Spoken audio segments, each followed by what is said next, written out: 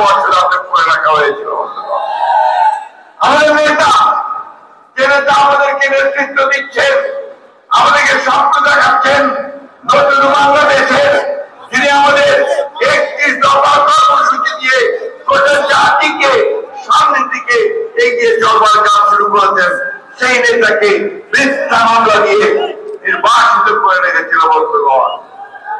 বন্ধুগণ, আমাদের আনন্দের কথা হচ্ছে যে আমরা এত কিছুর পরেও দমে লাগিয়ে আমাদের দেশের খালেদা জিয়ার নেতৃত্বে পরবর্তীকালে আমাদের নেতা জনাব তারেক রহমানের নেতৃত্বে আমরা আন্দোলন করেছি, আমরা কারাভোগ করেছি, নির্যাতিত নিপীড়িত হয়েছি, কখনো মাথার মতো করিনি, আমরা লড়াই করেছি, সামনের দিকে গেছি।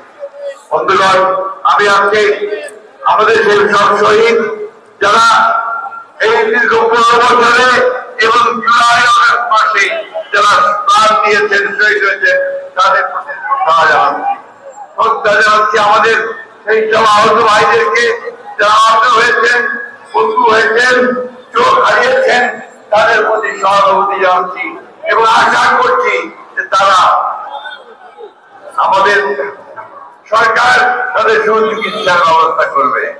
আর মুখ্যমন্ত্রী করবো না, নির্বাচনের তারিখ ঘোষণা হবে খুব শিগগিরই। আমাদের নতুন জুলাই ঘোষণাপত্র হয়েছে, সংস্কার আমাদের চেয়ারম্যান তারেক রহমান সাহেবের যে দৃষ্টিভঙ্গি 31 দফা 33 দফার বাস্তবায়িত হতে চলেছে সংস্কারের মধ্যে দিয়ে। আসুন আজকে আমরা সেই শপথ গ্রহণ করি যে আমরা বাংলাদেশের সত্যিকার অর্থেই একটা সুখী সমৃদ্ধ বাংলাদেশ গড়ে তুলব। স্বাধীনতার ঘোষক শহীদ প্রেসিডেন্ট জিয়া রহমানের যে স্বপ্ন ছিল সমৃদ্ধ বাংলাদেশ, আমাদের দেশনেত্রী বেগম খালেদা জিয়ার যে আপসহীন নেতৃত্বের মধ্য দিয়ে যে গণতন্ত্রকে আমি রক্ষা করেছিলাম, আজকে আমাদের নেতা জনাব তারেক রহমানের নেতৃত্বে আমরা সেই গণতন্ত্রকে উদ্ধার করব, আমরা সমৃদ্ধ বাংলাদেশ নির্মাণ করব, সাম্য মানবিক মূল্যবোধ ও মর্যাদার একটি দেশ, একটা রাষ্ট্র আমরা তৈরি করবো। বিশ্বের দরবারে আমরা মাথা উঁচু করে দাঁড়াবো। আমাদের ভারতের চেয়ারম্যান সাহেব এখানে উপস্থিত আছেন। আসুন আজকে আমরা সবাই আমাদের পক্ষ থেকে তাকে ধন্যবাদ জানাই যে তিনি আমাদেরকে নেতৃত্ব দিয়ে আমাদের মুক্তির পথ দেখিয়েছেন।